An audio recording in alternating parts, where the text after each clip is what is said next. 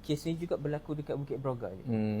Tak silap saya pada tahun seorang lelaki tu dia hilang selama lebih kurang seminggu, dan dia dijumpai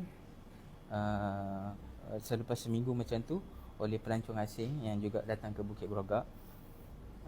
Dan bila ditemu ramah, dia mengatakan dia mengikut seorang budak perempuan berbaju putih, dan ada beberapa orang yang menemani budak perempuan tu lah.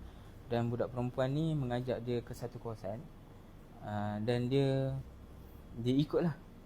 Dia tanpa sedar dia ikut masuk, dan kemudian dia sendiri rasa macam situasi tu dah mula berubah.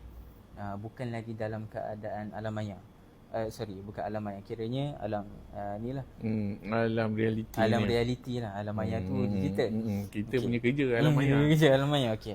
Jadinya